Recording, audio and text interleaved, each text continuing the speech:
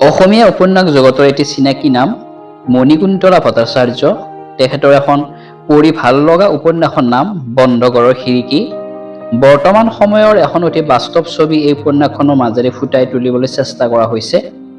হৃদয়বান সকলো মানুহকে এই কিতাপখনে এবাৰলৈ হ'লেও ভবাই তুলিব।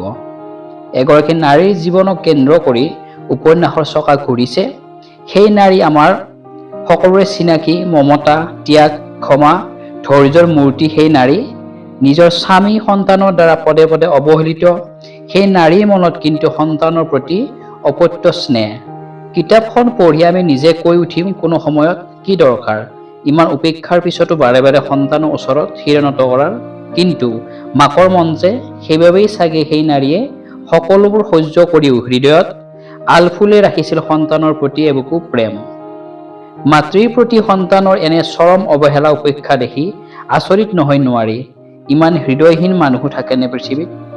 মানুহৰ যন্ত্ৰণা বুজি নোপোৱা, অনুভৱ নকৰা সেইসকলক কি বোলা যায়? অৱশ্যে উপন্যাসিকাৰ ভাষাত এয়া ঘৰুৱা সংস্কাৰৰ ভয়াৱহ ফল। অৱশেষত সেই নাৰীয়ে বাছি লয় বৃদ্ধাশ্ৰমক। সেই আশ্ৰমৰ নাম আমাৰ ঘৰ। অসম কেশৰী অম্বিকাগিৰি ৰায়চৌধুৰীৰ কন্যা সুচিব্ৰতা ৰায়চৌধুৰীয়ে অতি হেঁপাহেৰে গঢ় দিয়া আশ্ৰম সেইখন। কিতাপখনত বৃদ্ধাশ্ৰমৰ ইতিবাচক দিশৰ বিষয়েও কোৱা হৈছে। সঁচা, এই ধাৰণাটো ইতিবাচকভাৱে লোৱাৰ সময় হ'ল। কেৱল ঘৰৰ পৰা এলাগীসকলেই বৃদ্ধাশ্ৰমত নাথাকে। স্ব-ইচ্ছাৰে নিসংগতাৰ যন্ত্ৰণাৰ পৰা মুক্তি পাবলৈও মানুহ বৃদ্ধাশ্ৰমলৈ যায়। আত্মীয়তাৰ মন ভাল লগোৱা দৃশ্যৰাজিও অৱশ্যে কিতাপখনত আছে। সেয়া পঢ়িলে এনে লাগে যেন হেৰাই যোৱা নাই অন্তৰৰ মৰমবোৰ। নিৰ্মলা নামৰ সেই নাৰীৰ সেই শেষ সময়খিনি পিছে বৰ সুখকৰ নহ'ল।